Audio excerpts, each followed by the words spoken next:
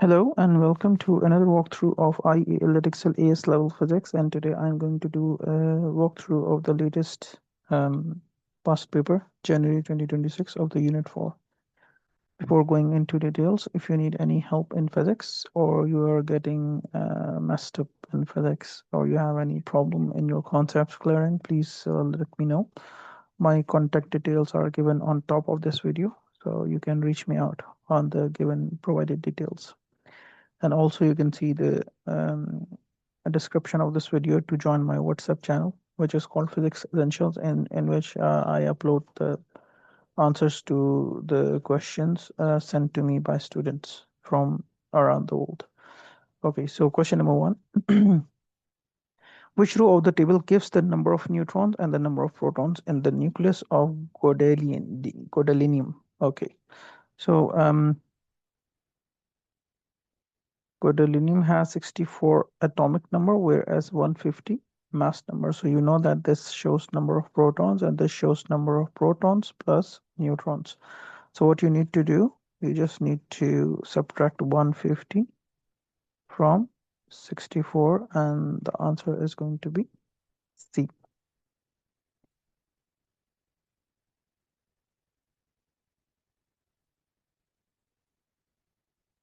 Which of the following is a scalar quantity? Of course, electric field strength is a vector.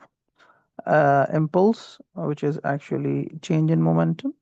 So momentum is also a vector quantity. It is also vector, not scalar. Magnetic flux density is actually magnetic field, and magnetic field is always from north to south. It also has a direction. So the only option that you have left with is electric potential, because electric potential is energy per unit charge. Okay, so this is your answer. Which of the following is a reason why high energy electrons are used to study the structure of nucleons? So when high energy electrons travel and hit some other particles, there is a possibility of, like, they fuse into each other and make another particle which actually has two protons, like this. Okay, we call this as fusion. So this guy was having just one proton, this guy was having just one proton, but here you have two protons inside a nucleus. So it is something you call new particle, right? It is not same as protons. So when high energy electrons go and hit another nucleus, there is a possibility that you get new particles, right? So that kind of collision is never elastic. Forget about it. Never ever elastic, because when two bodies collide, there is a bang, there's a voice, there is a noise, there is heat produced. So a lot of energy is wasted. So cannot be an elastic collision. Individual quarks, no. Quarks do not come into play alone and outside the protons, outside the neutrons. They always remain inside. Then ionize the nucleons, no. When you do bang, then the particles are not actually destroyed or not um divided from big ones to the small ones. Rather, they fuse into each other and make a bigger nucleus. So option A is also wrong. A wire carries a current of 0.12. The wire is placed in a uniform magnetic field of flux density 0.075 Tesla. The angle between the wire and the direction of the magnetic field is 40 as shown. The length of the wire in the field is 4.6 centimeter. Which of the following expression gives the force in newtons on the wire? So this is the wire, which is 4.6 centimeter, right? And I'll write this is L. And I know that this is a conductor, and force on the conductor is always IBL sine theta, right? So if this is L, I can say that this is my L cos theta, and this is my L sine theta. And what I need here, L sine theta. So L sine theta, why do I need L sine theta? Because we always take that component of magnetic field or length which is perpendicular to the direction of the magnetic field. So you can see that B is going this way and the length is going down. So there is a perfect 90-degree angle between the two. Okay. Mhm. You're going to just put in the values. I is your current, which was 0.12. Then B was 0.075, and then length, which is 0.046, and times sine 40. This way, your only option is this one. Two protons are 20 centimeter apart in a vacuum. Point X is a 10 centimeter from one of the protons as shown. Which of the following expressions gives the electric field strength in Newton per coulomb at point C? Okay. In such questions, please always see the direction of the electric field towards X. So for example, if this is the proton, the field line is coming this way. All right. Because it is a positive charge. So from the positive charge, the electric field is always emitting in outward direction. So I'll just take one direction, which is towards X. And then there's another proton, which is this way. So I'll take the direction as well towards X. So now you can see that the direction of electric field of both the particle is towards X and in the same direction. So it means that we are going to add up the two electric fields because they are going to unite each other, right? So it is something like that, one and one. There are two people pushing the same object. So their forces has to be added up rather than subtracted, okay? So first of all, this is charge particle 1 and this is x, and you just need to do F equals K Q Q over R square. Okay. So no, my apology, because they're asking for the electric field strength, not the force. So we'll just write E equals F over Q. All right, and according to the Coulomb's law, F is actually K Q Q, because they're saying two protons means the charge is same. KQQ over R square times Q. So this got cancelled with this, and you are left with KQ over R square. So this is the electric field strength because of one charge particle on X, right? So I'll say KQ over R square is going to be applied on X because of this one. And the same one is going to be applied on X because of this one, right? So now you can see that you have to add them together, okay, to get the total one. And when you get the total one, you just need to see K and Q is common. So you take common and you're just left with 1 over R square plus 1 over R square. Now the distance is not same at all. One distance is 30 and one distance is 10. So you can see that for the second part, one distance is 30 and one distance is 10. So 30 centimeter will imply 0.3 square, and 10 centimeter will imply 0.1 square. So you just need to put in the values for K and Q, and the value for K and Q is 9 into 10 raised to the power 9, or 8.9 into 10 raised to the power 9, and 1.6 into 10 raised to the power minus 19, and 1 over 0.3 square plus 1 over 0.1 square. That way your answer is going to be D. A vacuum tube is a type of diode. A metal plate in the vacuum tube is heated to release electrons as shown. Okay, a potential difference for, I mean, you can see that there are two voltages here. Please take a deeper look. This is 0 volt and this is plus V. So there is a voltage, for example, this one, a very huge voltage applied, right? So for example, one is this one and one is this one. And what is the purpose of this one? Heating the filament to get electrons out. Okay. Heating of filament to get electrons out.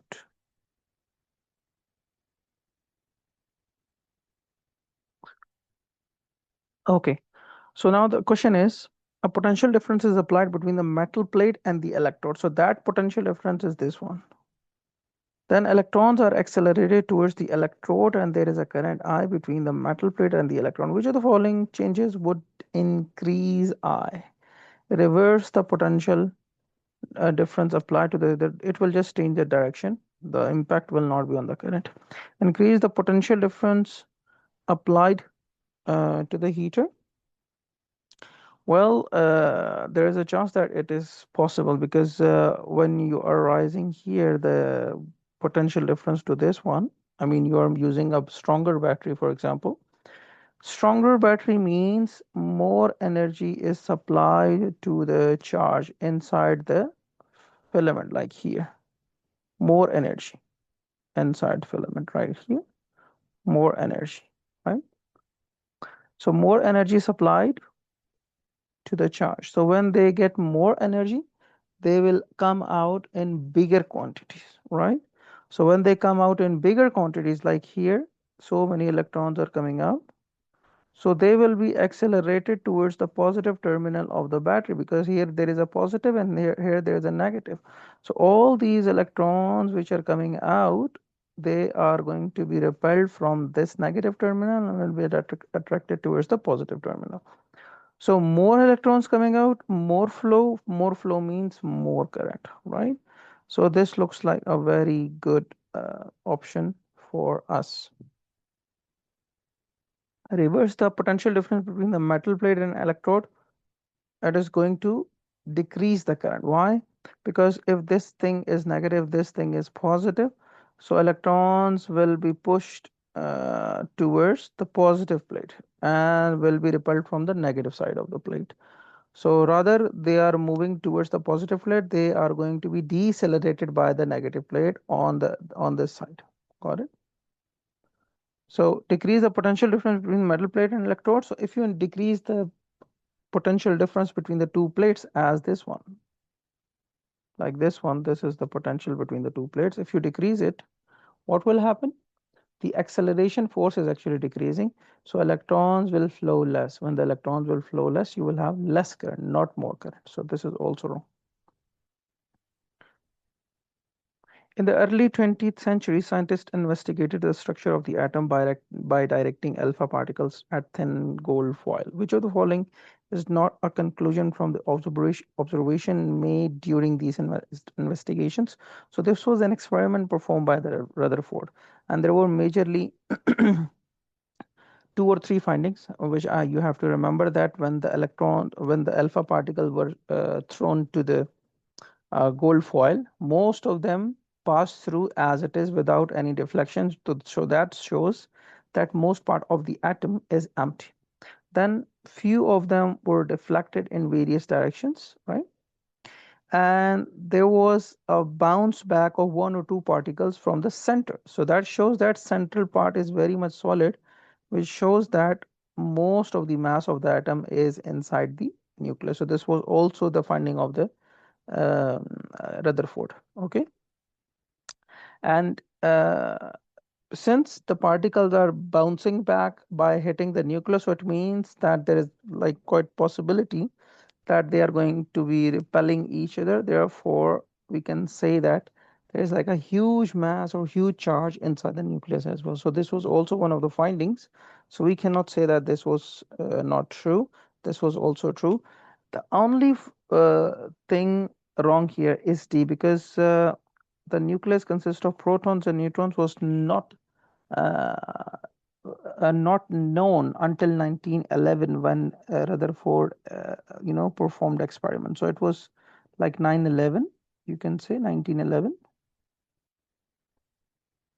And James Chadwick was the one who performed an experiment and discovered neutrons. Remember that, okay? So this was the option because they mentioned not. A LINAC accelerator a LINAC accelerates charged particles to high speeds. The charged particles move in a straight line along a series of tubes called drift tubes. An alternating potential difference of constant frequency is applied between the drift tubes. Which of the following is correct? Each drift tube is the same length. No, that's wrong. there is an electric field inside Earth, inside each of the tube drift. No, this is also wrong because we know that in accelerator, the drift tubes are of increasing length, right? So their lengths are keep on increasing. And also, if there is an electric field inside, there will be acceleration inside the field, inside the tubes as well. But remember that acceleration only happen here. Okay, acceleration not happen inside because there is no electric field inside. So electric field inside is zero. Okay, so the particles do not accelerate when they are inside the drift. That is perfectly correct because electric field is the one which accelerates the particle. How? For example, I have the field in this direction. Okay, so that shows positive, that shows negative. If I keep the electron here, which is negative, what do you think? What is going to happen? Negative side is going to repel electron, and positive side is going to attract the electron. So this is how the electron will start moving faster and faster and faster as it is approaching the positive side. This is how particles are accelerated. And then the potential difference between potential difference applied, the applied potential difference changes polarity when particles are between the drift tubes. No, actually, when particle is accelerated and coming out of the tube and reaches the uh, exit of one tube, that is the time when the polarity changes and it becomes accelerating again. If the voltage at that time does not change, then the applied voltage or the applied uh, potential difference will produce electric field that will not accelerate the electron between the plates, rather decelerate. Remember that. So this is also not correct. An alpha particle and proton enter a region of uniform magnetic field. The particles are deflected into circular paths. Okay. The alpha particle and the proton have the same initial velocity, which of the following is equal to the ratio radius of path of the alpha particle and radius of path of proton. In this question, you can see that the particle is moving in a uniform magnetic field and the particles are deflected into circular paths. So it is quite obvious that somebody is providing you the centripetal force to move in a circular path, because without centripetal force, you cannot move in a circular path. And centripetal force is always provided from the existing forces of your system. And currently, what is the existing force of your system? Magnetic field or magnetic force, right? So that centripetal force is going to be provided from the magnetic force, right? Because centripetal force does not has its own source. It is always derived or taken out from the existing forces of your system. So I'm just going to write Fc equals Fb, and then I'll write mv square over r because this is the centripetal force. And charge, when it is entered into the magnetic field, it experiences force which is given by qvb. So from here, I have this relationship mv equals qbr, right? Now, because they have given us that one is like proton and one is like alpha particle, so I'll write for alpha.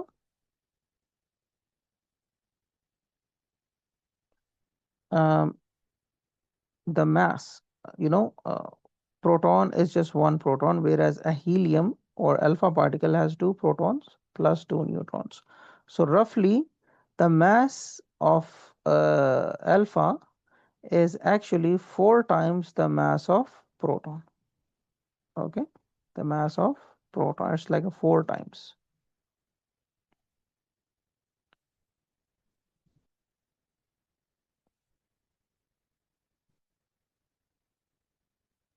The mass of alpha is actually four times the mass of proton.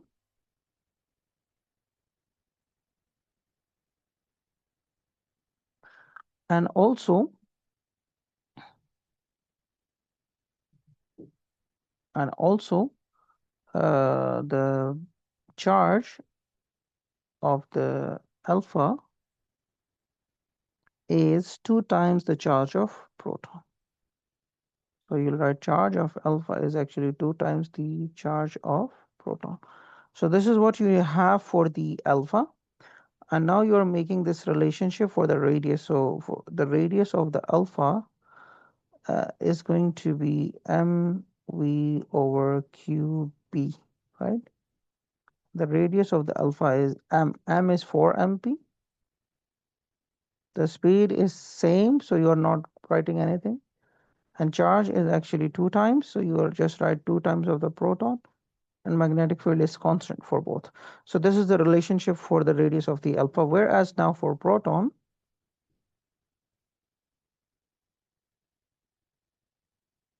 you will just write the same relationship like this, mv over qb. The mass is just simple mp v, and the charge is simply qp over like this. Now this is for the proton. What you need now, the ratio of the two. So you are going to just divide these two, R alpha over Rp, right? 4mp times V over 2qp times P divided by mp times V over qp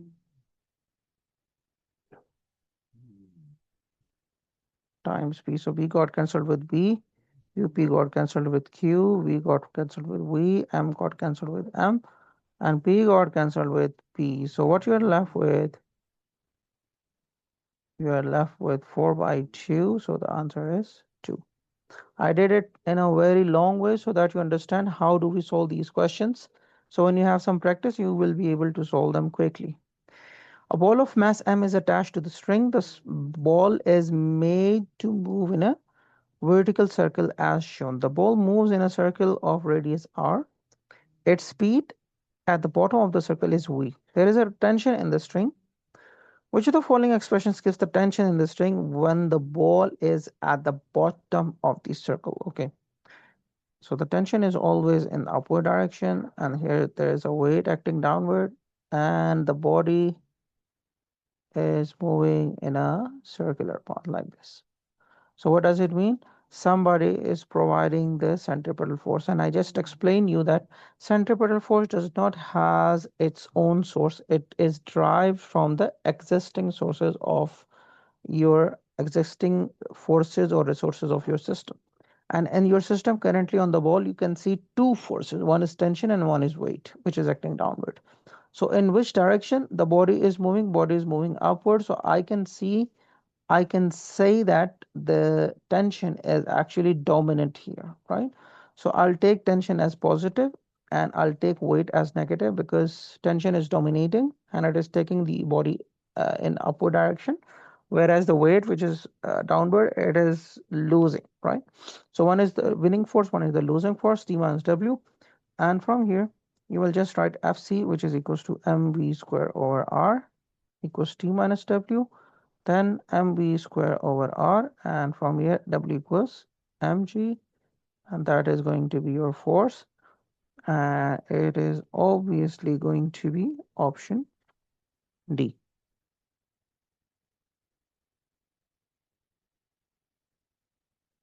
Question number 11. An alpha particle is moving at right angles.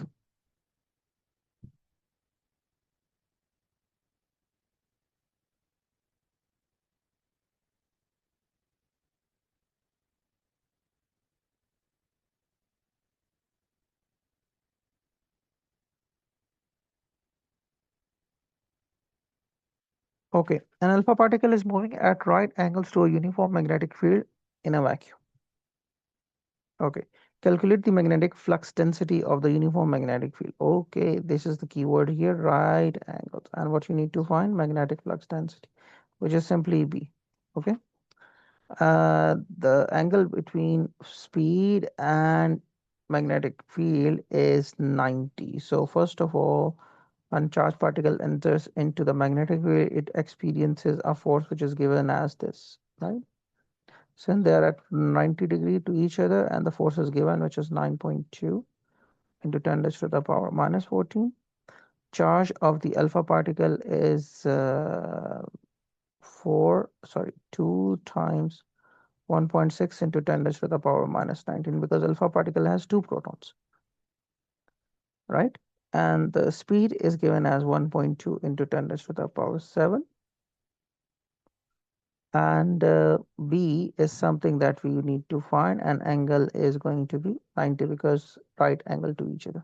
So calculating that all, I'm going to get the answer as 2.4 into 10 raised to the power minus 2 Tesla. Please remember that the number of significant figures here are 2. So your answer should also have 2 significant figures. Otherwise, you can lose marks in such questions. Okay. A carousel is a popular theme park ride. The riders sit on model horses as shown. The carousel rotates and the riders move in a horizontal circuit. The carousel takes 15 seconds to complete one revolution. Show that the angular velocity of the carousel is about 0.4 radians. Easy question. Just write theta equals omega over time. And for one complete second, for one complete cycle,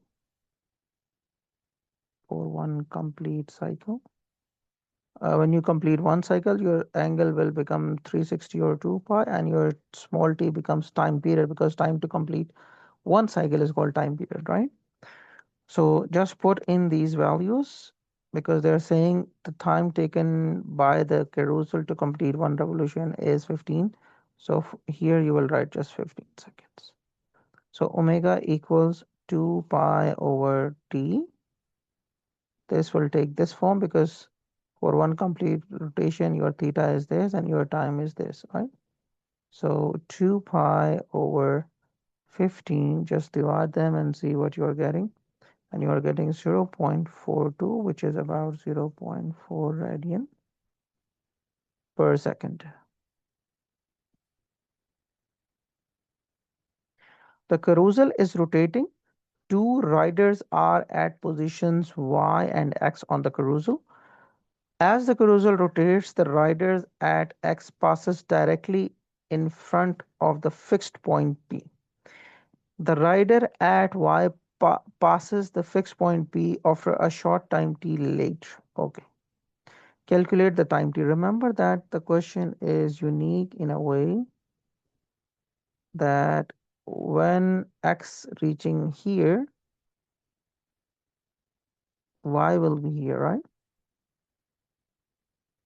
So they're saying when x is there, your time starts now. And at that time, y is 110 degrees away, right? For example, here. So here the time is also 0 technically, because if time is starting here and it is y is currently at this point, so y the time is also 0. Now they're saying after some time t, like after some time t, let me change the color. So after some time t, the y rotates and reaches the point P, and they're asking you calculate that time. So can you please check how long the y will take to complete one cycle?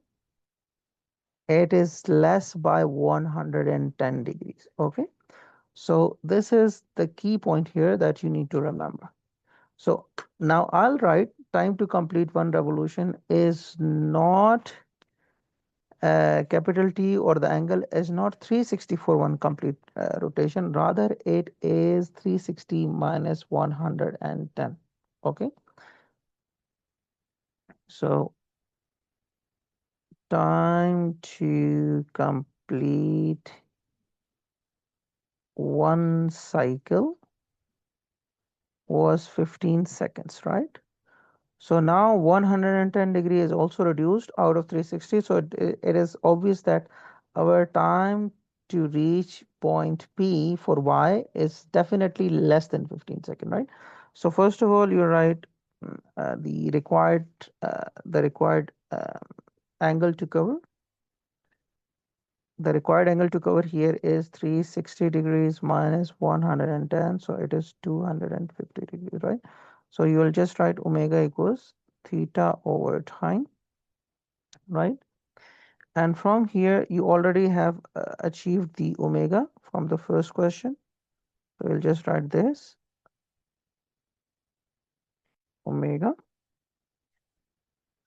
Now, theta is actually 250 degrees, but you have to convert that into radians divided by your speed, which was 0.42. And from here, you get the time as 10 seconds. Okay. Okay, question number 13. In the upper atmosphere, high energy cosmic rays interact with nuclei to produce pions. The pions decays into muons. Muons are leptons. Pions are mesons. So state one difference between the structure of leptons and the structure of mesons. You know that there are particles like proton, neutron, and electron. So proton and neutron are made of quarks. It means they have subparticles. Whereas lepton is electron, and electron do not have any internal subparticle out of which it is created. Neutrons and protons are created by combining three quarks together, right? So it means you cannot say that the proton is indivisible. No, it can be divided into quarks, right? But the electron cannot be divided into quarks since there is no internal subparticle inside the electron. So you say that electrons are leptons, or muons are also leptons, right? So they are fundamental particles.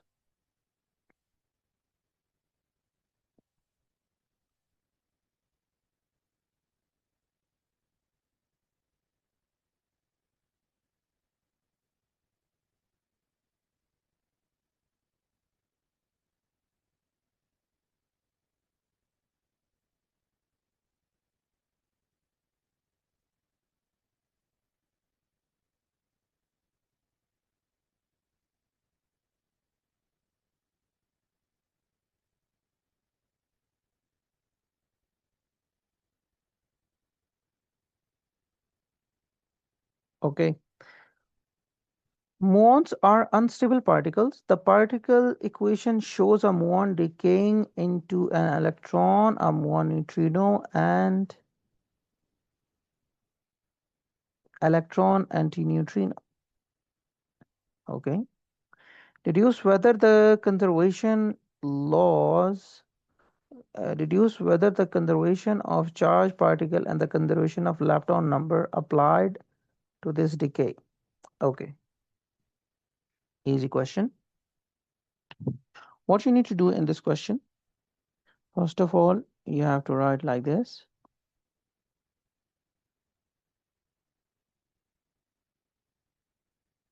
Charge number.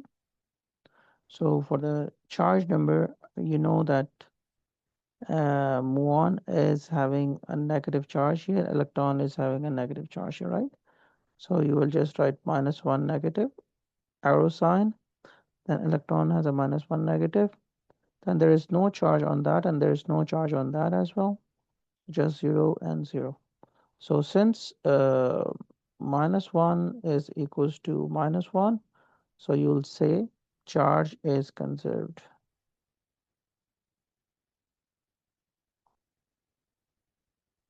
Then the second one is lepton number.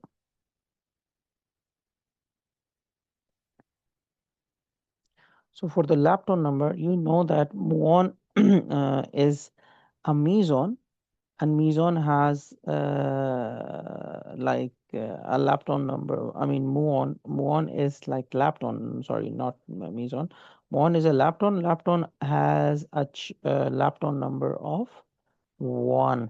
Remember, anti-lepton has a lepton number -1. This is muon with negative sign. So its charge is -1, but its lepton number is +1. Okay? So +1 arrow. Then electron is having a negative charge, but it is not an anti-lepton. It is still lepton, so it will have a lepton number of +1. Then you have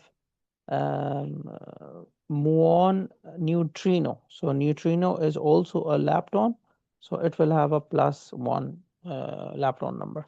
It doesn't have a bar on it, so it is not showing anti-lepton. But electron neutrino VE is having a bar on it, so it means it is anti-neutrino or anti-lepton. Therefore, its anti-lepton number is 1, right? So from here, you can see that 1 is equals to 1 because that will cancel with this. So you can say that lepton number is conserved.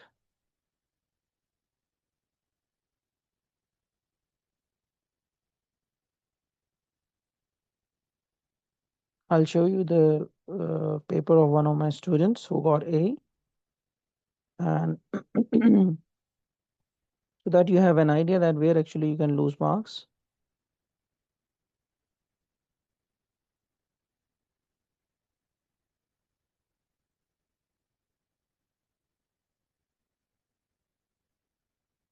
Yeah, this one. So you can see that here he answered it like that, and he got all marks full. Okay. Okay. So I'll write that answer again for you like this one. All right.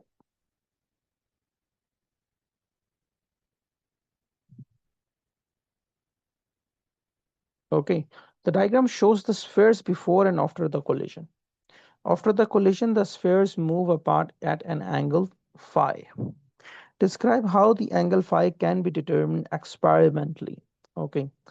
So the student of mine wrote this answer, which shows that the measurement of the angle is possible, but through pen and paper, not by an experiment. Whereas the question is demanding you to deduce angle experimentally, but my student is writing it theoretically, so he got 0, although he got A, but in this question he got 0. So I'm showing that to you is just for your understanding that please be careful what is being asked. Okay, so you cannot say that I'll measure initial momentum, initial velocity, final momentum, final velocity, and then I'll uh, calculate the angle. This is theoretical work. So I'm pretty sure that you are aware of a carbon paper. So carbon paper is something, when something moves on it, there is a sketch or there is a line drawn on the paper below it. So for example, there is like a white paper. So this is like a white paper. And this is carbon paper.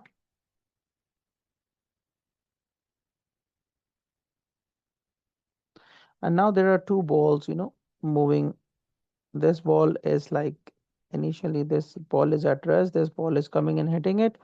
So there will be a line drawn on the white paper, and when these two balls are moving into these two directions, so you will see three lines, 1, 2, 3 on the paper drawn because of the motion of the particle. So that is experimental work. Now through protector, you can easily find this angle. Okay. So your answer should be what? Use carbon paper to track the part to trace the particles track. Okay, here you can write 1. Use carbon paper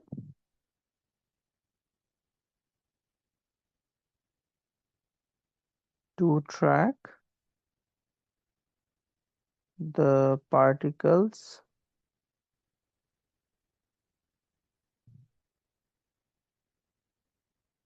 and secondly, when the lines are drawn on the carbon paper on white sheet, you can use protector to measure the angle.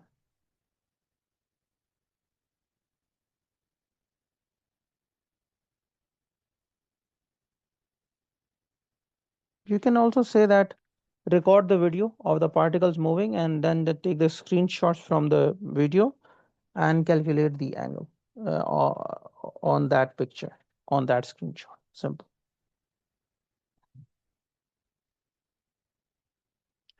The student rolled a sphere of mass 51 gram with a velocity u into a stationary sphere of mass 32 grams. Okay. So this is the ball which is coming 51 gram. Okay. And it is hitting another ball of 32 grams, and initially that is at stationary. I mean the speed is 0, like u2 you can say, and this is one like u1, and it is coming at a velocity of how much? It has to be measured by us. Okay, it has to be 0.25. This is what we need to find. Okay, so in this question you can see that the initial ball of 51 gram is coming and hitting a ball with mass 32 at rest. So therefore I put u2 as 0. I mean initial speed for the second ball, which is 32 gram. Initial velocity for the first ball, which is 51 gram, is what we need to find. And after collision, the balls are scattered like that. And all you have to remember that they have mentioned that the collision is elastic, right? So for elastic collision, what you need to remember, you need to just write down the formula for the kinetic energy before collision and the kinetic energy after collision, right? So m1 v1 square plus half m2 v2 square, half and half got cancelled, and this term is 0 because initially the speed was 0, right? So you're just left with m1 u1 square equals m1 v1 square plus m2 v2 square.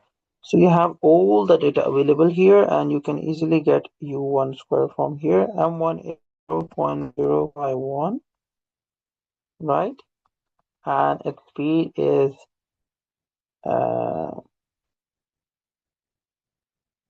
this should be v1, apology, v2. No, yeah, this is v1. This is v1. So v1 square is 0.170 square plus m2, which is 0.032 times 0.23 square, divided by the mass of the first ball, which was 0.051. Correct?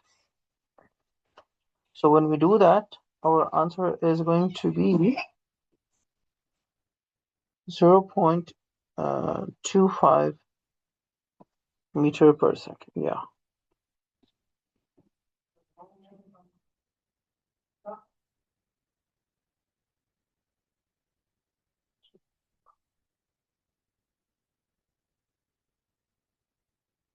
Okay. And you can easily see that the initial speed is equal to the one they're asking for. The student determined that the theta was 43. Deduce whether the student was correct.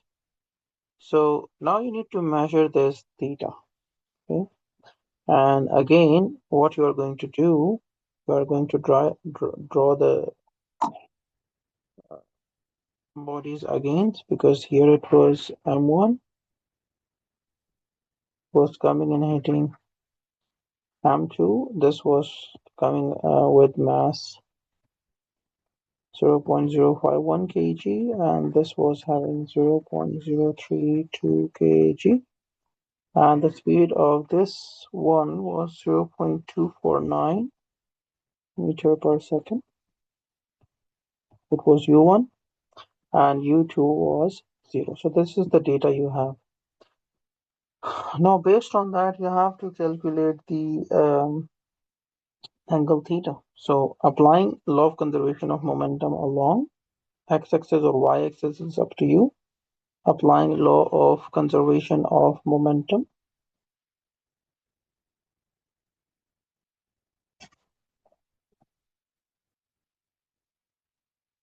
along x-axis. Okay, so when I'm applying law of conservation of momentum along x-axis, I'll just write m1 u1, because initially both particles are moving horizontal, so nothing to check. But here the velocities are moving this way, like velocity is moving this way, so this component will be v cos theta, like v1 cos theta or v2 cos theta, whatever you do. So this is v2 because the initial speed u2 was this one, so this is v2 sin theta. And now mass 1 is coming down, so it will be v1 cos theta, and this one will be v1 sin theta. Okay, so since you can see that v1 cos theta and v2 cos theta are in the same direction, so you are just going to say m1 u1, sorry, v1 cos theta 1, sorry, cos theta, m1 v1 cos theta, and m2 v2 cos theta, right? This got 0 because initially the speed was 0, and here the mass was 51 grams and the speed was 0.249. Then for the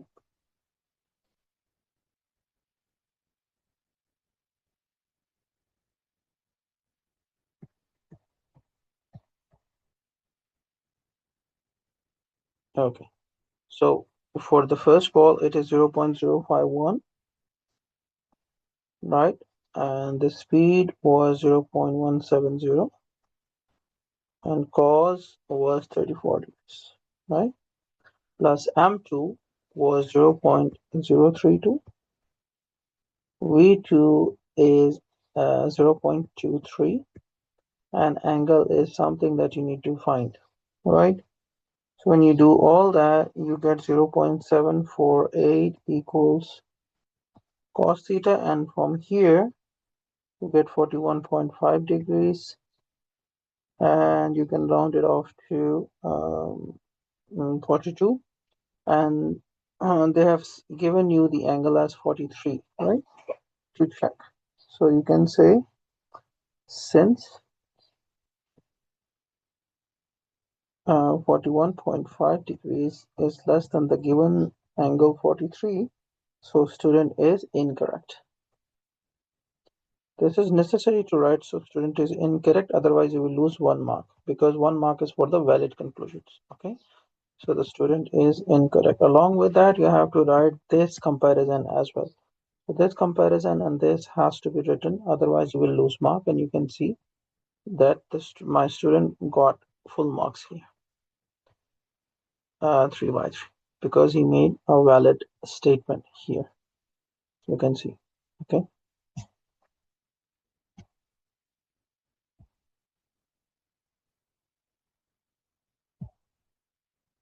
here you can see that he got 3 out of 3.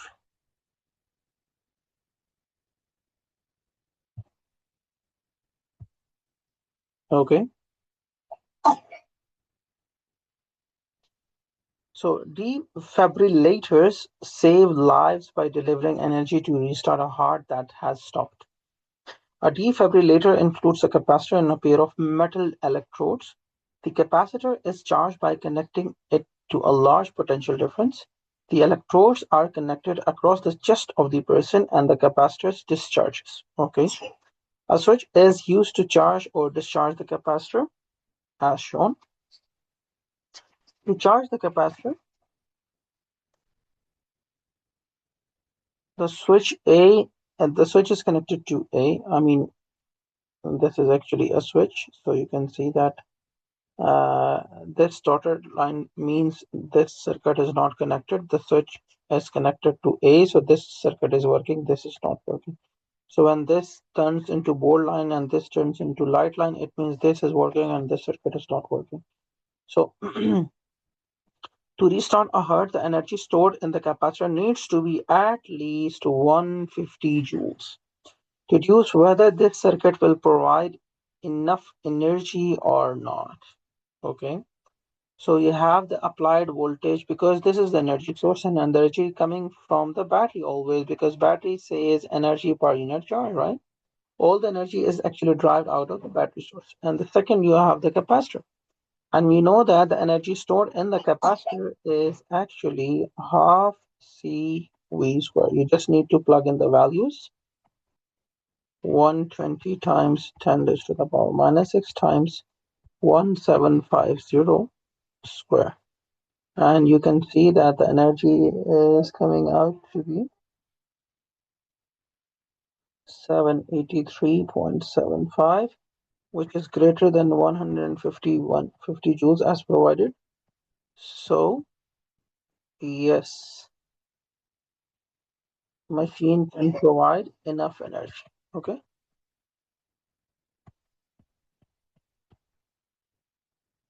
Required energy to restart the heart.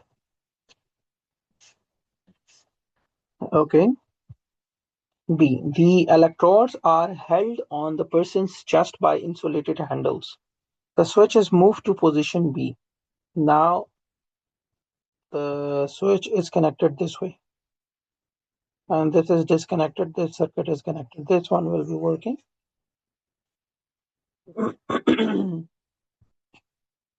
The switch is moved to the position B. The capacitor is then partially discharged across person's chest. The initial discharge current is 20 amperes. Okay.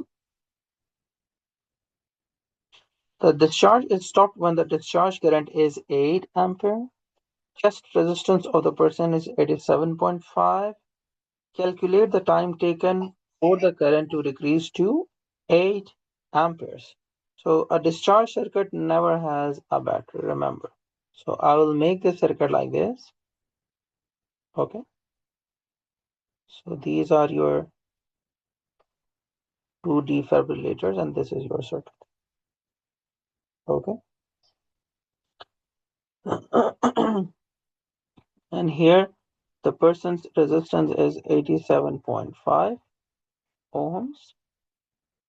And initially you had the current as 20.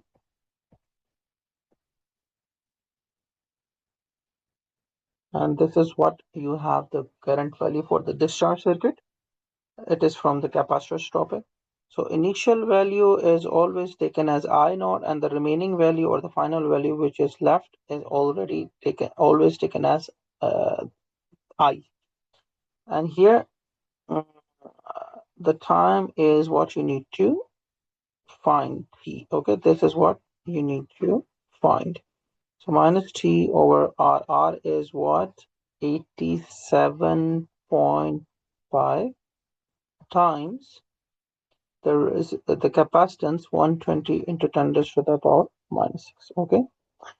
So upon solving it like that, I'm taking ln on both sides.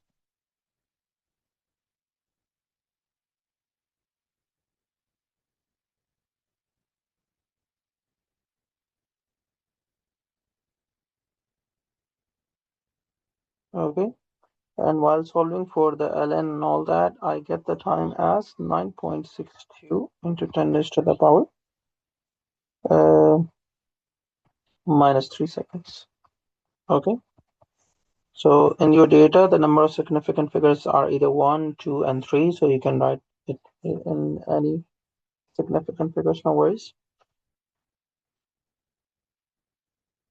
Determine the charge on the capacitor when the discharge is stopped.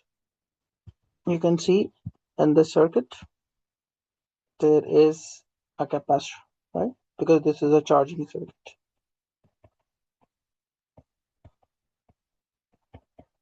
And this is discharging circuit.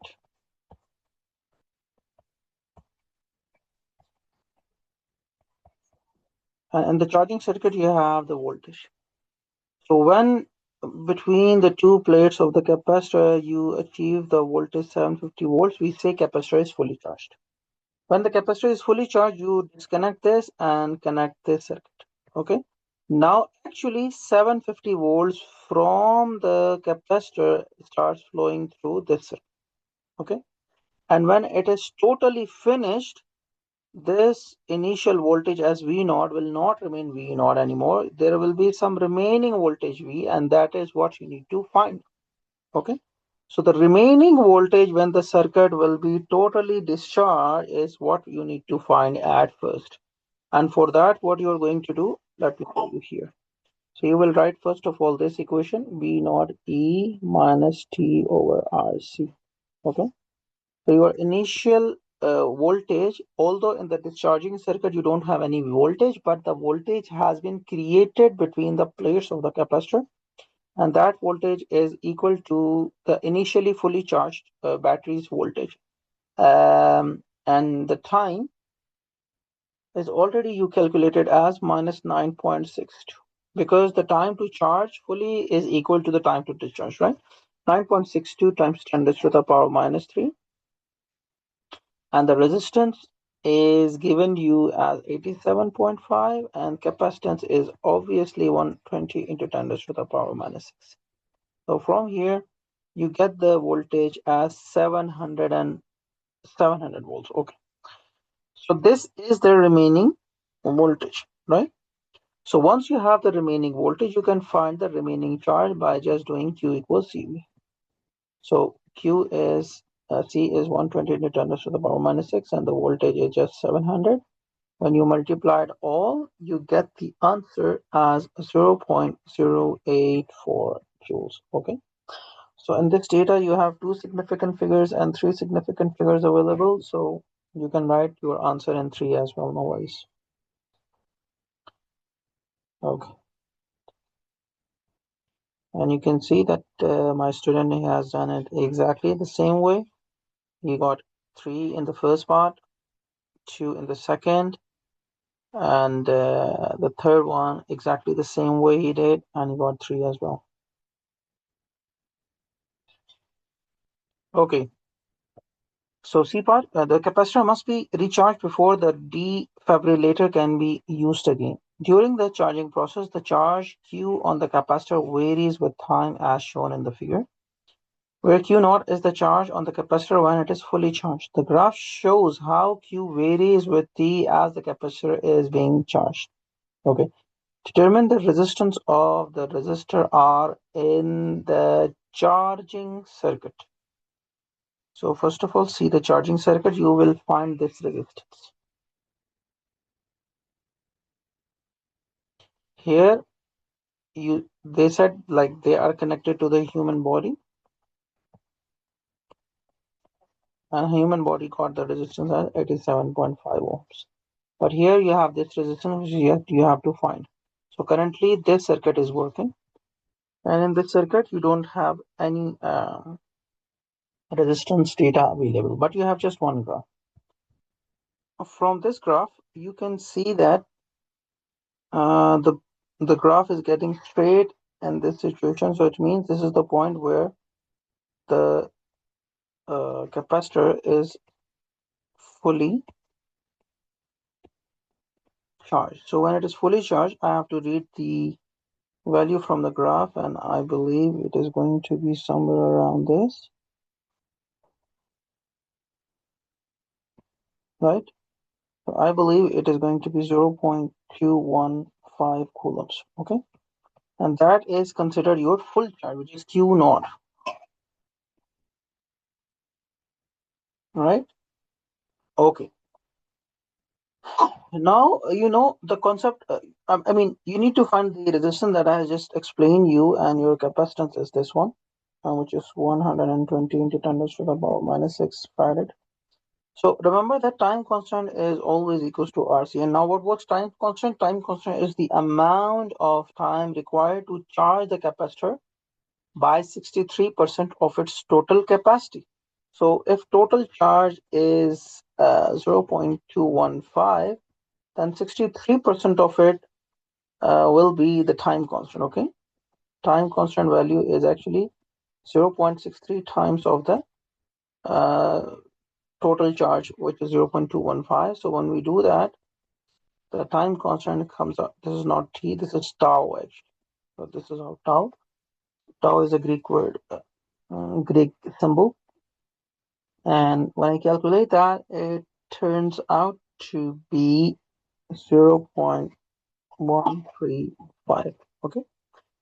And I need to see where is 0.134. This is 0.11, 0.12, 0.13, and this is the point here. Okay. So this is 0.1 and this. Okay. So here I get the value of charge as 0.135 as Q, and this is my time. So which is time constant, and the time constant is supposed to be 50 seconds. All right. So you just need to plug in now the values. T equals R is something what you need to find, and the remaining capacitance should not be considered. You should just consider the total resistance, and answer is going to be 4.16 into 10 raised to the power minus 6. Sorry, plus 5.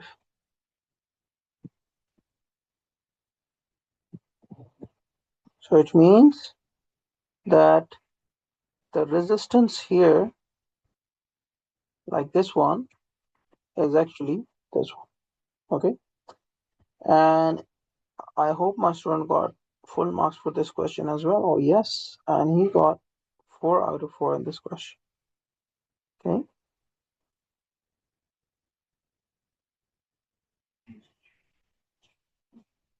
Yeah. So 4.16 or 4.17, just round it off. Makes no difference.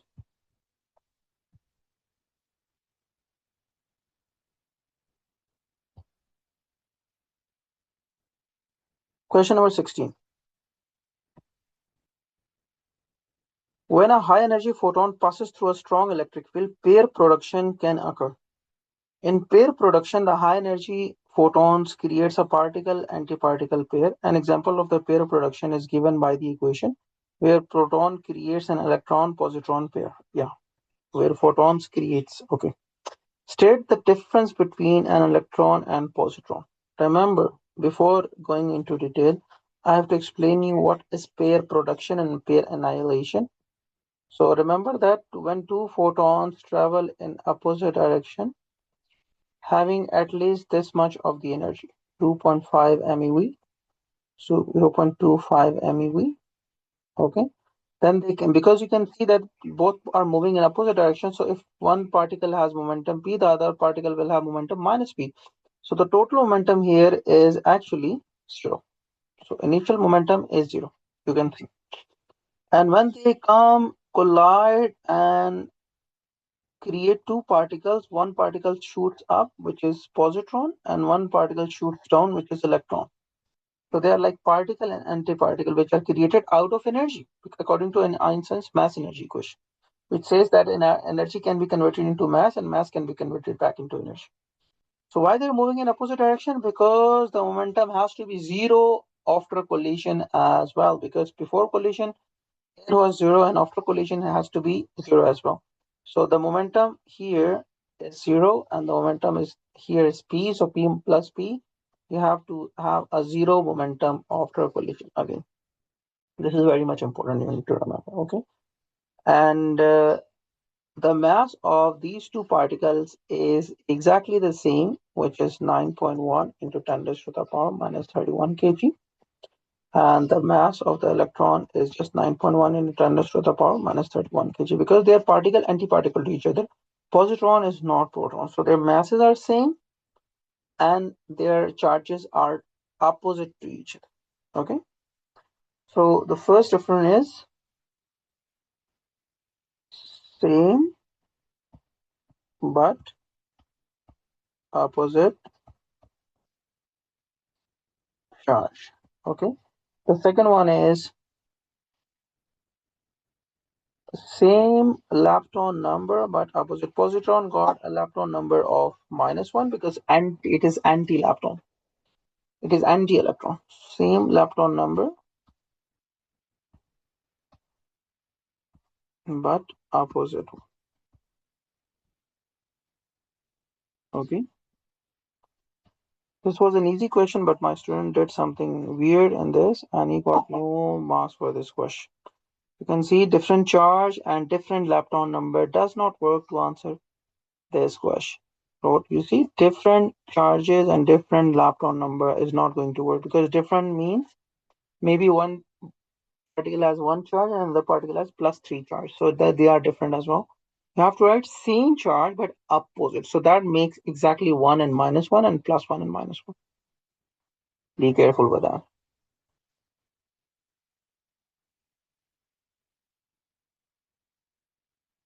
B. A high energy photon has an energy of 1.2 MeV. Deduce whether this photon has sufficient energy to create an electron-positron pair.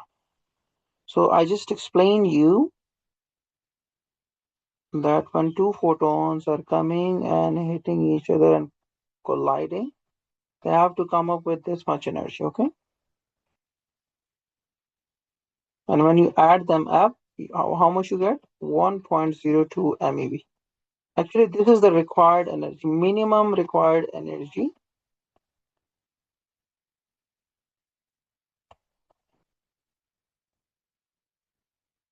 to produce electron positron pair. Okay. Okay. So now they're saying one photon is coming with energy 1.2. So now you don't have 0.51, rather you have 1.2. Okay, 1.2. And they're asking you to check whether this energy is sufficient to create the electron positron pair. So well, that's not a problem at all. What you need to know, you will just write E equal mc square. Okay. And initially, what particles you are considering, for which you have to make electron and positron, you are considering two particles. Okay. So you have actually two particles with the mass 9.1 into 10 raised to the power -31, right? So you are going to convert actually their masses into energy. So you are just writing 2 times 9.1 into 10 raised to the power -31 times C, which is 3 into 10 raised to the power 8. So now when two particles are created out of some energy, I mean incoming photon energy, you have to convert the mass of those electron and positron into energy and see how much energy is needed. So electron has a mass of 9.1, positron has a mass of 9.1 times 10 -31. Both have the same mass. So you're just converting them into energy, and when you convert them into energy and divide them like with 1.6 into 10 raised to the power -19 to convert that into MeV, okay, you get 1.02 MeV. Okay, this is the minimum energy required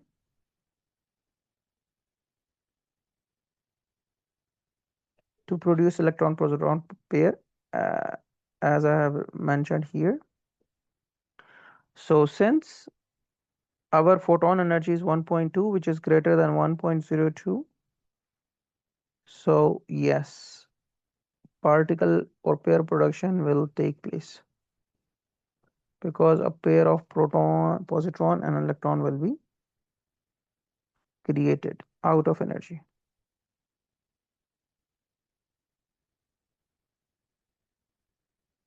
Okay, and I believe my student got full marks in here. Yeah.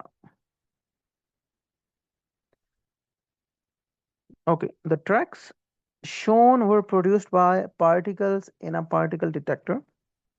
There was a uniform magnetic field perpendicular to the plane containing the tracks. Explain how these tracks could provide an evidence for a photon creating a particle-antiparticle pair. Okay, This question, my student got just one. Bad. Although in total, he got 72, which makes an A. But this much deduction is really weird. So I have to help you with how to answer such 6 markers so you avoid losing marks. Okay. Explain how these tracks could provide evidence for a photon creating particle-antiparticle pair. Remember, you are in a magnetic field. Okay. So assume that the magnetic field is like moving this way, vertically up.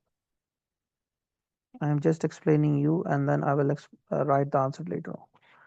So here the photons are coming and hitting each other. So do you think the track of the photons will be shown here as well? No,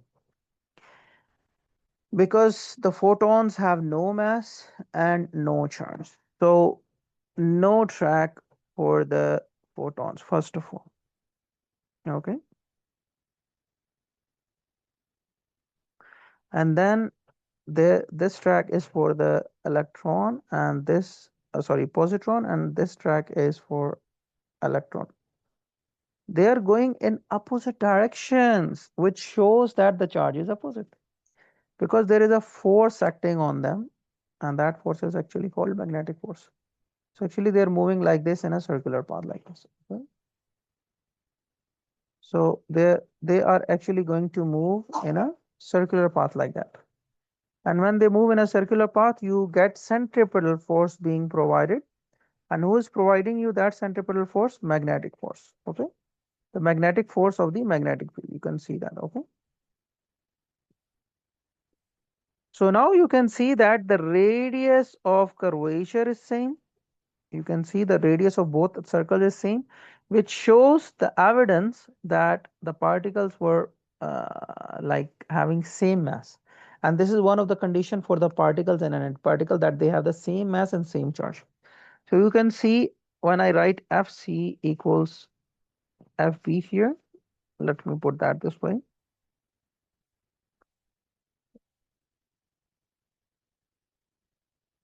For example, Fc equals Fb. It is mv square over r. Here qvb. V got cancelled with V. So you can see m is q b r over V. So m is directly linked with radius, directly proportional. So since they have the same radius of curvature, so their masses are all same, which is a good indication that these two particles were particle and antiparticle. Number one. And the number two is that they are moving in opposite directions. So when they move in opposite directions, their total momentum becomes 0, right? Just as the momentum of the part for two photons coming was 0. So one was like going this way, the other one was moving the other way. So you need to remember that the momentum is also 0. So the conservation of momentum and the same charge explains that the particle production is happening here exactly in accordance with the law of conservation of momentum and law of conservation of energy. Okay. So now what you need to answer. Let me copy paste. I have given the model answer to my student.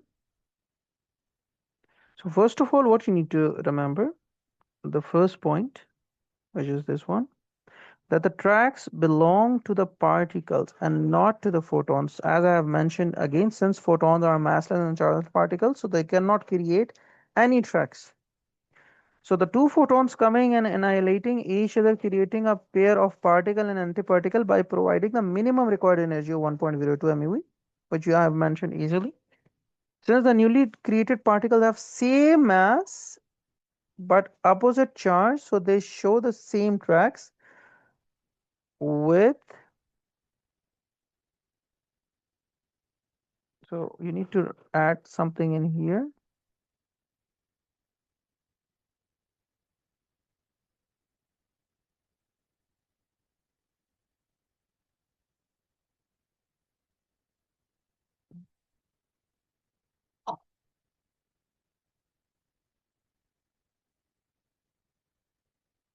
Oh, my apology. The tab is like teasing me up. Give me a second.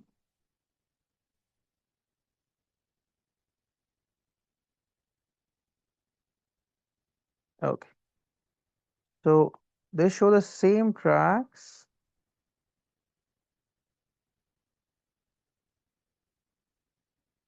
with same radius of curvature. Okay. This is something important. And uh, you can see that the particles are moving in opposite direction, which to conserve the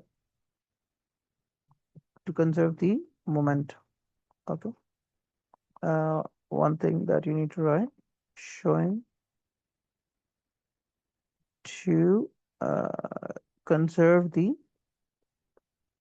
moment. Okay.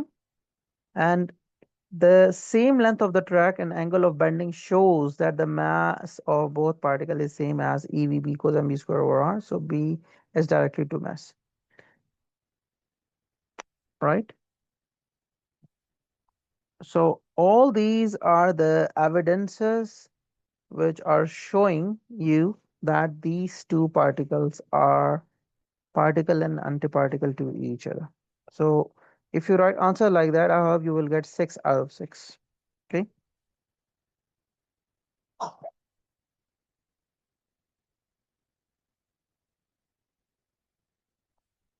Okay. Question number 17.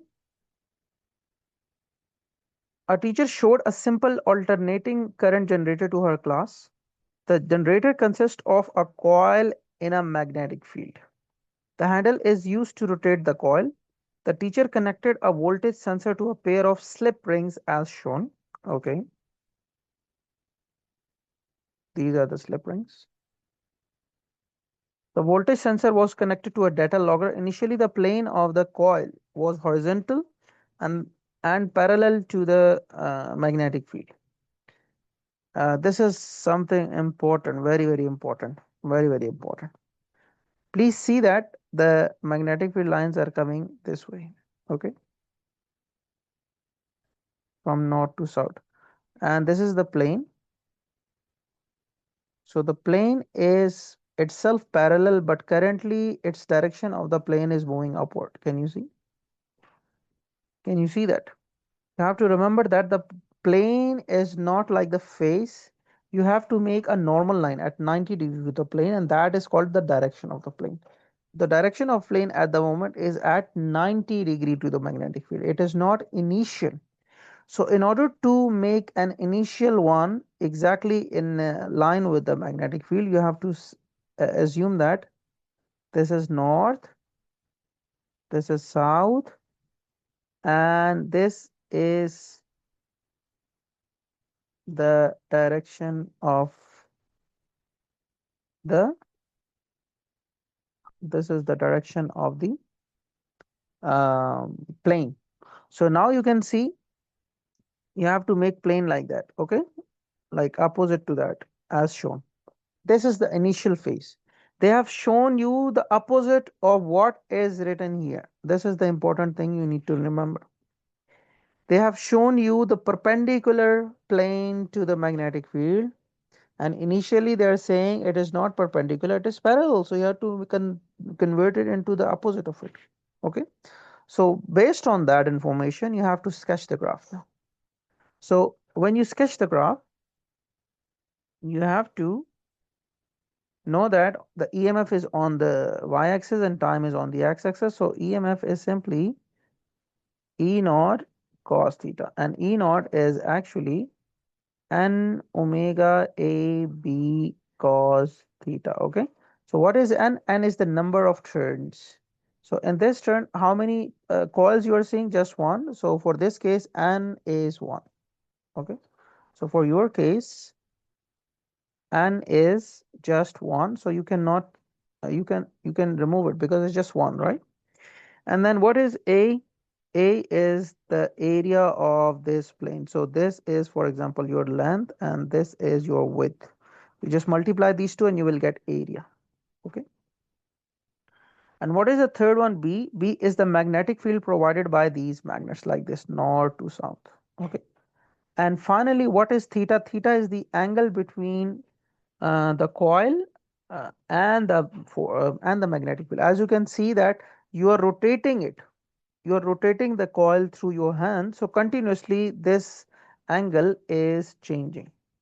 So when this angle is changing, it means flux is changing through the coil. So when the flux is changing through the coil, according to Faraday's law of electromagnetic induction, rate of change of flux through the coil is equal to the induced EMF. That is the whole concept. So initially I am writing the same equation here, E equals omega A B cos theta. Initially they have said you the angle is 0 because they're parallel. Parallel means theta is 0 here. Okay. So when you put 0 here, you get maximum answer because cos 0 will become 1, right? So your answer is max. So say that this is your E naught or max answer. Okay. So at 0 degree, you got this answer. So because for like one complete cycle of the coil, you start with 0, then here 90, then here 180, then here 270, and then here 360 again. Okay. So starting with 0, you got maximum EMF, like EMF like max at 0 degree. Then when you put here cos 90, when you put cos 90, you get 0 because cos 90 is 0. Then you get cos 180, you get negative of it. Okay. Then it will become minus max. Then you get cos 270. Cos 270 is again 0, so the whole EMF will become 0. And finally, cos 360 is going to give you the same positive max again. So that is for one complete cycle, right? So I'm going to write all these numbers here. So first of all, from 90 to here, this is 0. So I am putting 90 degree here. Then you need to keep the distance from x to y is constant. If positive if positive y is more and the negative y is less, you will lose 1 mark, as I'll show you just right now. So this one is 180 degrees. Then it moves to this way and it is 270. And then that point it is again 360, right? So you have to make the same one again like that. So that is your 2 cycles because they have said 2 complete rotations. This is what your answer is, right? And see what my student did. He did exactly the same, but the opposite. He started with negative. Cos 0 can never be -1. So he lost 1 mark um, because of the positive, because he made it opposite to the mark scheme. And also you can see that here is like bigger amplitude, here it is smaller. You shouldn't be doing like that. And this one is small, looking like small, and this one is looking like big, this one is looking like big. So you have to assume, you have to make sure that everything is looking uniform above and down.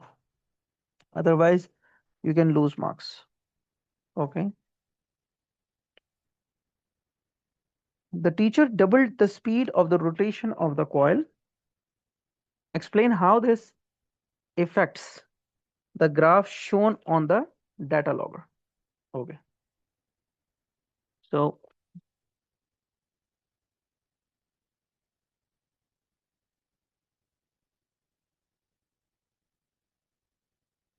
what you need to remember that E was omega A B cos theta, right? Now when the speed is doubled, you will just put here 2 omega. So you can see that when speed is doubled, then EMF is also going to be doubled because induced EMF is directly proportional to the speed, right? So when that happened, what will be the next part? The next part is going to be this much. 2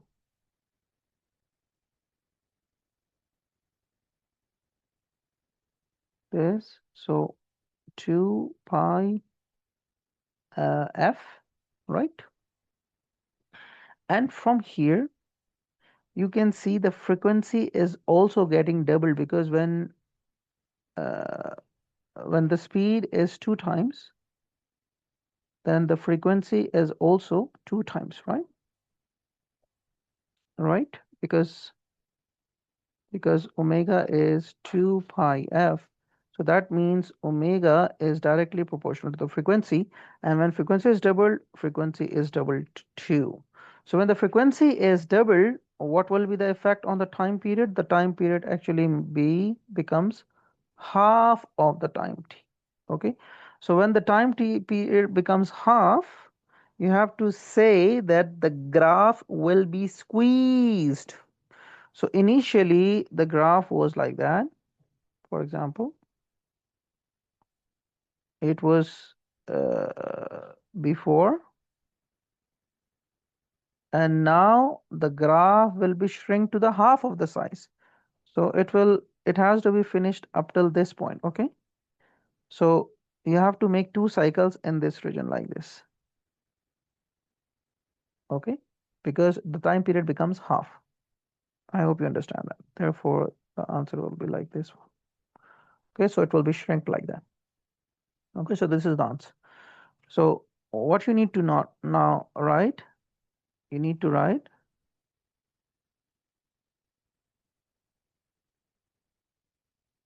when omega is doubled, induced EMF is always doubled.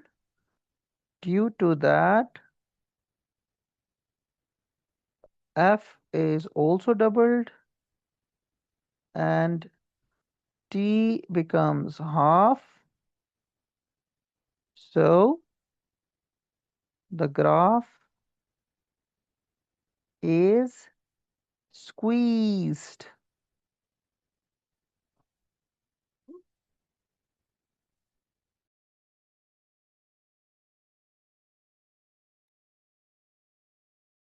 Okay, because they have asked you what will be the impact on the data logger.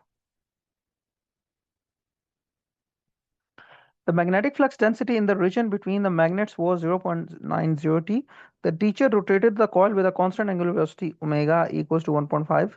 The maximum induced EMF is given by the formula this, where phi is the maximum flux linked with the coil.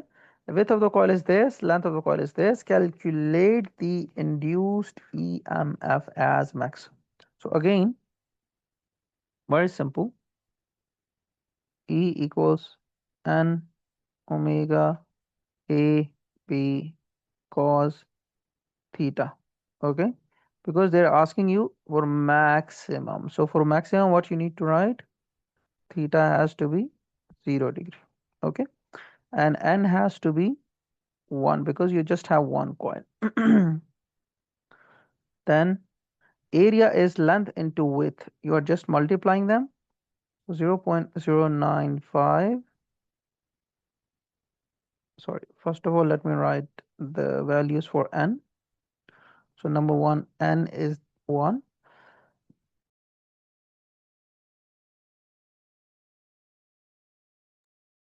And omega is 1.57 radian per second, and area is now 0.095 times 0.12, and cos is 0 degree, right?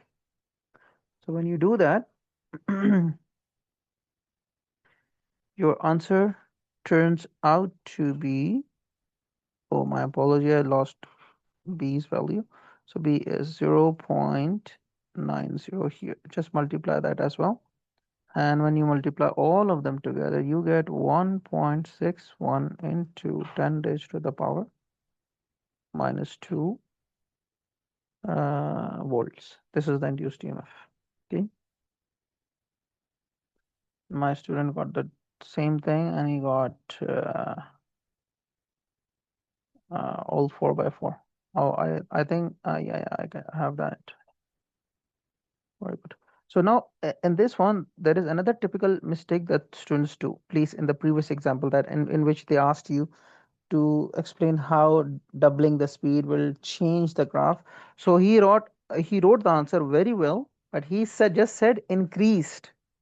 So increase is not going to give you the mark for the question. Okay, please remember that you lost 1 mark, not to write double, but rather writing increase. Okay, so please remember that as well. It is one another critical mistake that you do.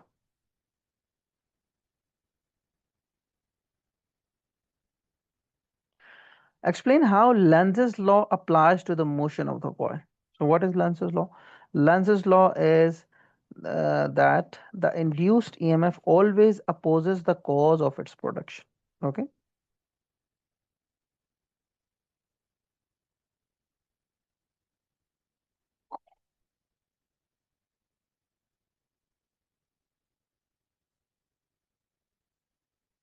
We're going to write the induced EMF always opposes the cause of its production. Now, what is the cause here of its production? I mean, the motion of the handle, right?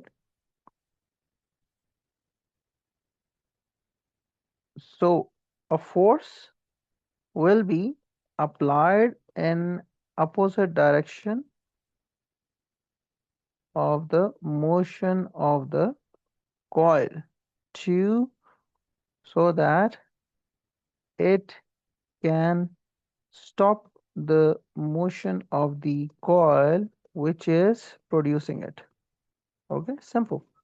The induced EMF always oppose the cause of its production, and the cause of its production is the motion of the coil. So the induced current will change or will apply its will be adjusted in a way that it opposes the motion of the coil. Okay, so let me change the uh, induced EMF to current. Okay, adjusts its direction in a way that it always opposes the cause of its production. Okay, so this is like more prominent or more appropriate. The induced current adjusts its direction in a way that it always opposes the cause of its production. So a force will be applied in opposite direction uh, of the coil so that it can stop the motion of the coil which is producing it. Okay. Mhm. Because the coil will itself become a conductor, and when the conductor moves there will be a force on it, and that force, current carrying conductor, when inserted into a magnetic field, it experiences a force. So that force will be in the opposite direction of the motion of the handle of the coil.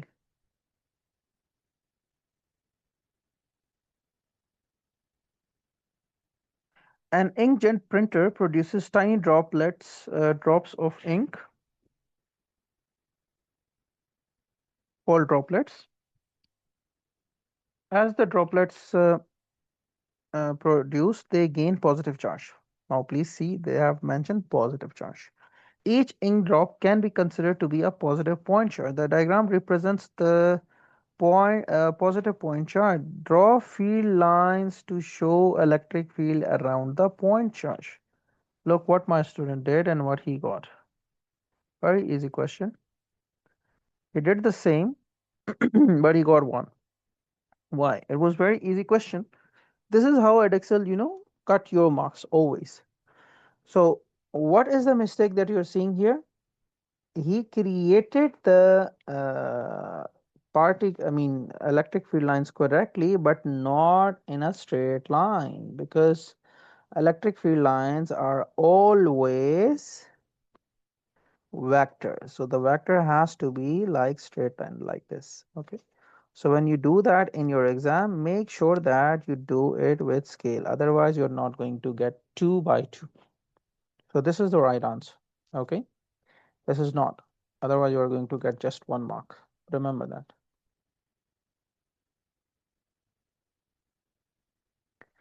The charge droplets passes through a uniform electric field between the two metal plates and are deflected as shown. The potential difference across the metal plates is 45 volt and the distance between the metal plates is 3 into 10 to the power minus 4 meter.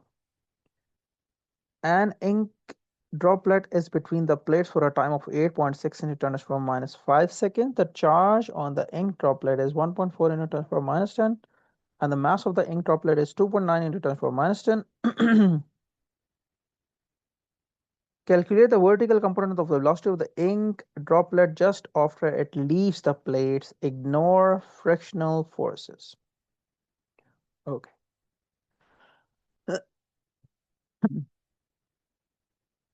So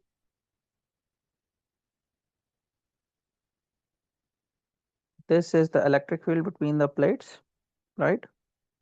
And here you have a charge coming in from the top. So since this charge is like positive one, so it will be repelled upward because it has to be attracted towards the negative side. So this side is negative, okay? But a gravity is acting on it in the downward direction, okay? The gravity is acting on it in a downward direction. So the applied voltage between the two plates is 45 as you have seen, right? And the distance between the plates is 3 into 10 raised to the power minus 4. This is the distance, okay? Now they're asking you to calculate the vertical component of the velocity. So starting off,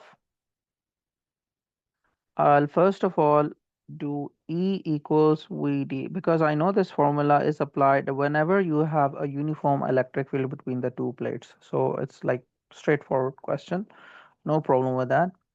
And you have the distance, you have the D, so you are going to get the electric field because it is necessary to get the force and force is necessary to get the acceleration and acceleration is necessary to get the velocity. So V is the potential, which is 45, and the distance between the two plates is 3 into 10 raised to the power 4. When you solve it, the answer is going to be 1.5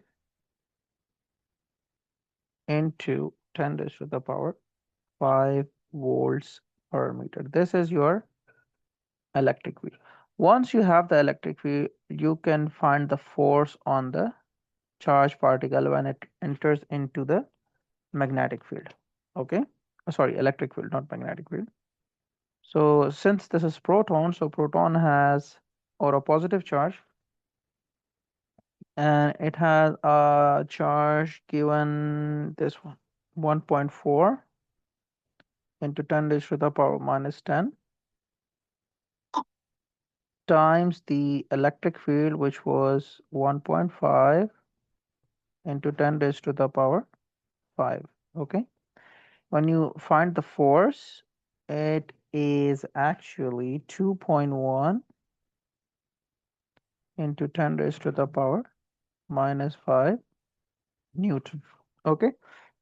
Now, because of this force, you have the acceleration, and that acceleration is A equals F over M. Okay, I'm applying arrow when new quantity is started. So acceleration is simply 2.1 into 10 raised to the power minus 5 over mass of the droplet positive charge, which is 2.9 into 10 raised to the power minus 10. 2.9 into 10 raised to the power minus 10. Okay.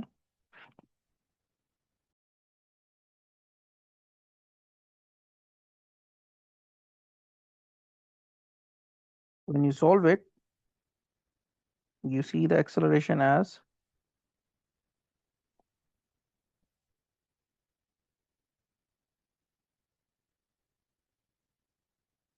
okay.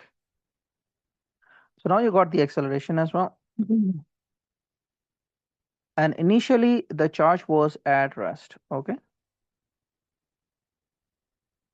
Because initially they were inside the oil bottle, so initial speed was 0. of course.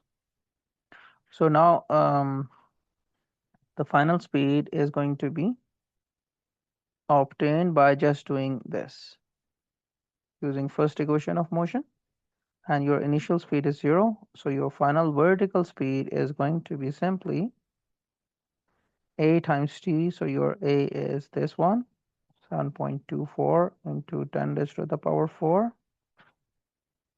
Okay. Times the given time, which is 8.6 into 10 raised to the power 5.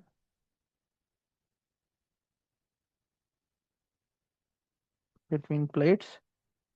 From here, the vertical component of the velocity is going to be 6.23 meters per second. Okay. Keep the significant figures in mind, because here the significant figures are 1, 2, and 3, so you can use 2 or 3. And I believe my student got full marks for that as well, 5 by 5. You can see 6.23. Started off with the E equals VD, then F equals EQ, then F equals MA, then acceleration, and finally V equals U plus AD. Perfect. Very well. Okay, the horizontal component of the velocity of the ink droplet is 15.2 meter per second. The ink droplet collides with the paper and comes to rest. Okay. The minimum horizontal impulse needed for the ink droplet to stick to the paper is 4.2 into 10 raised to the power minus 9 Newton seconds. Reduced weather horizontal impulse on the paper will be enough for the droplet to stick on the paper. So this should be your impulse needed to stick on the paper. Okay.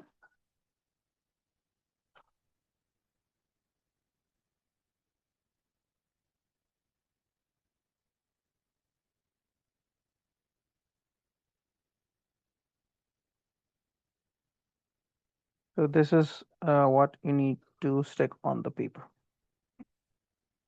So what you're going to do now, you're first of all going to write I equals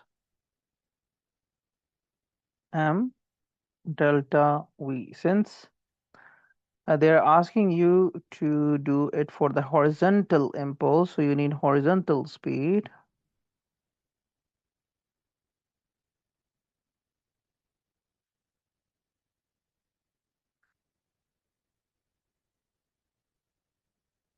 Okay, so I equals m. And where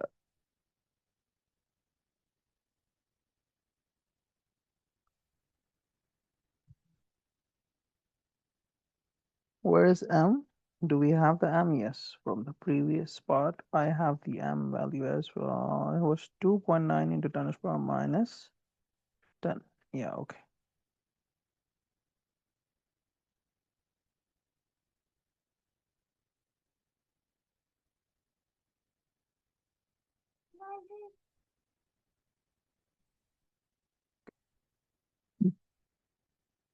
Okay, beta.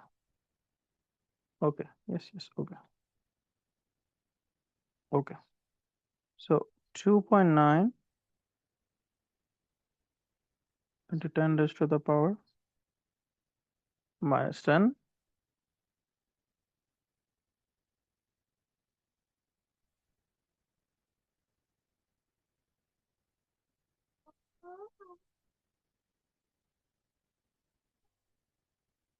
G beta.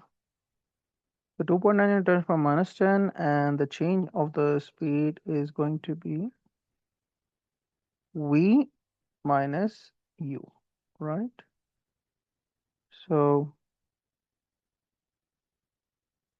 this is like as it is times v. V is 15.2,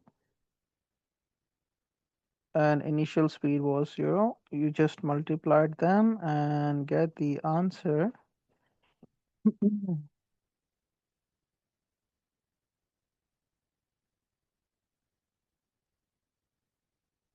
as 4.41.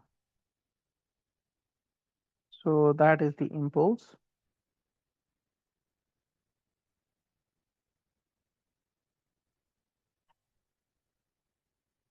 And since it is greater than the required impulse, which was 4.2 into 10 raised to the power minus 9, so a valid conclusion has to be written, which is, so yes, the charged particle will stick to the paper. Okay, so this is the valid conclusion. And indeed it well as well. You can see that.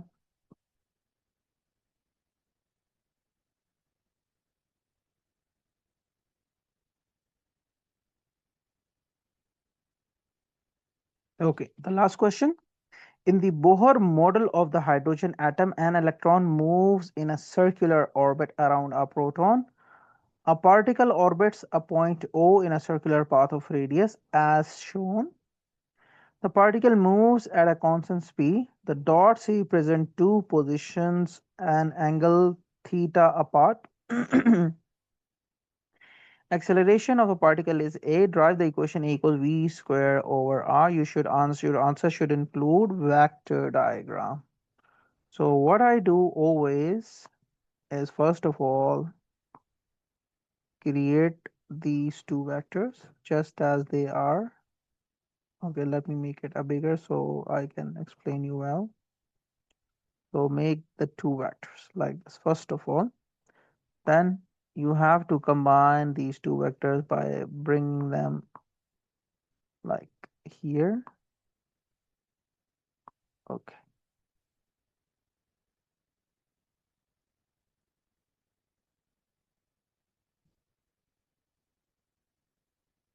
So why I'm doing it? I'm doing it so that you may know that you are not allowed to change the direction. You have to add them exactly like they are. So you are just expanding the vector like that. And when you connect them together, you have to create another vector, which is the resultant of the two. So it will move this direction like that. Okay. So now you have to label them. When you label them, this is your change in velocity, this is v, and this is v, and this is theta. Okay, so whatever angle you have here, you will put that in here. So this is your vector diagram. This is 1 mark. Okay, then you know this is base, this is perpendicular, and this is hypotenuse. So according to the data that you have, um, sine theta is actually perpendicular over hypotenuse. Okay, then sine theta is delta v. I mean, perpendicular is delta v and the hypotenuse is v. Then you have to write when theta is very small, when theta is very small, sine theta approaches theta. You will just put theta here then, and it will become delta v over v. Okay, then theta is uh, equals to omega t, as everybody knows, right? So you can write omega delta t, no worries. If you just write omega t, that also works, no worries. So omega delta t equals delta v over v. Delta t will move there, and I get omega v delta v over delta t. So delta v over delta t is acceleration, and r equals v equals r omega, right?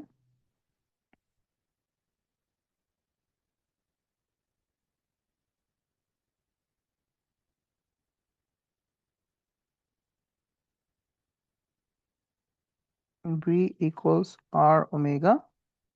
So from here, omega will be equals to V over R. So you just put omega as V over R and times V. Already you have V. That will give you A equals V square over R as the final answer. So 1 mark for the vector diagram, 1 mark for that, 1 mark for this assumption. When theta is very approximation, sorry, not assumption. Then 1 mark for that and 1 mark for that. Okay. Actually, my student messed up all that. So he didn't get much of the marks like that here. He just got 3. He messed up so much things. Okay. B. The diagram below shows the Bohr model of the hydrogen atom. In Bohr model, the electron orbits at a distance 5.3 into 10 raised to the power minus 11 from the proton. The electron has kinetic energy due to its motion and potential energy due to its electrostatic attraction to the proton. Okay.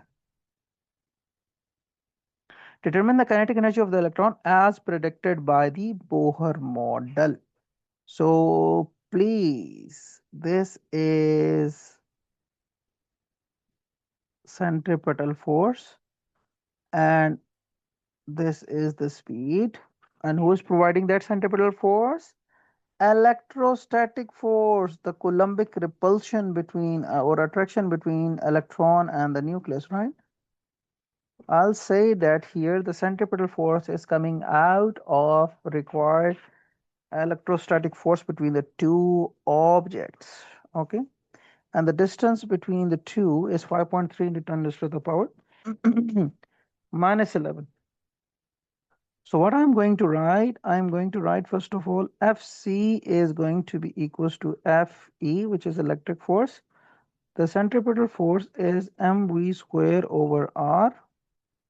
And the electric force is simply QE. Okay.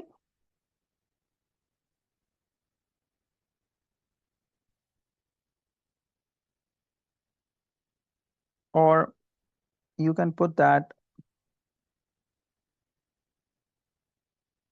QE actually is for the single charge. And here you have two charges. So we can put KQQ over R square. Okay. So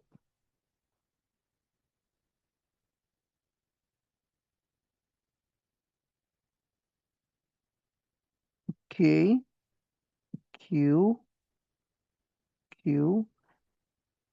over R square.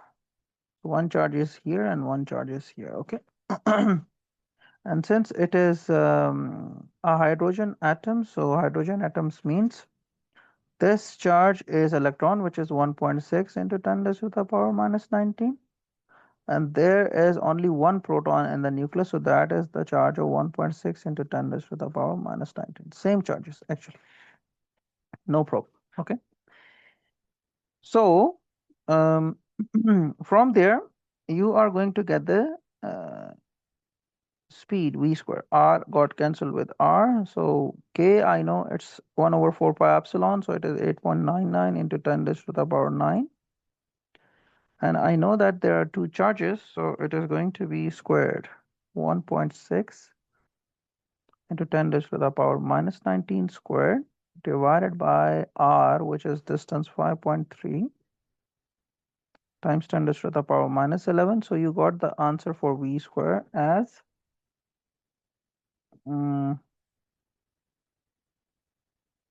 this much, 2.08 into 10 raised to the power minus 9 meter per second. Okay.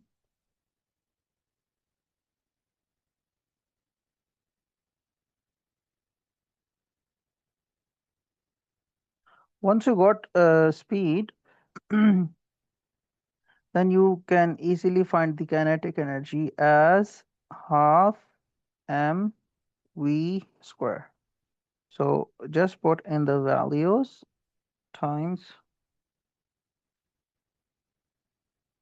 9.1 because we are calculating it for the electron. And the answer 2.08 into 10 raised to the power minus 9 square. And from here, your kinetic energy is 4.3 into 10 raised to the power minus 18 joules. Okay.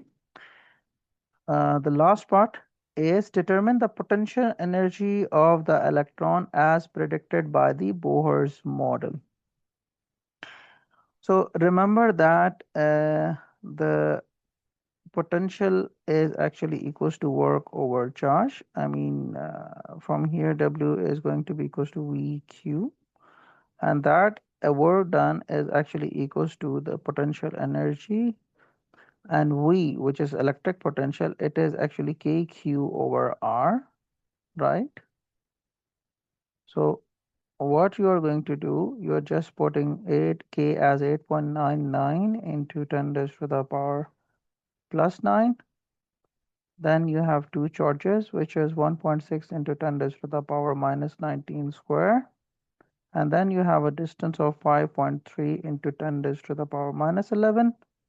And the final answer is going to be 4.3 into 10 raised to the power minus 18 joules. Okay. Apology, here answer is not 4.3. This answer is 2.2 into 10 raised to the power minus 18. And this answer is 4.3 into 10 raised to the power minus 18 joules. Okay. Last part, suggest what would happen if an electron radiate energy when in orbit around a proton. So it's very simple. If an electron is losing energy, what does it mean? It is losing speed. Okay. And when it is losing speed, required centripetal force will not be provided. So it will spiral onto the nucleus, or it will fall back onto the nucleus. So you will write, let me write it quickly.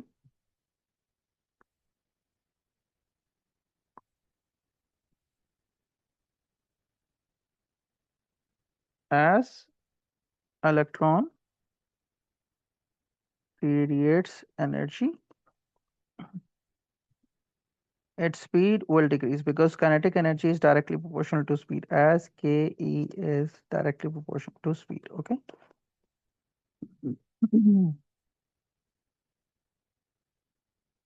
So when your speed is actually decreased, what will happen?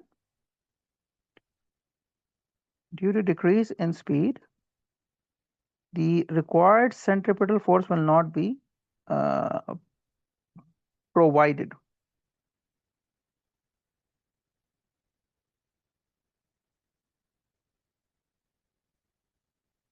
Okay, so when the required centripetal force is not there, what will happen? The body will no longer moving in a circular path. So you will say the electron will spiral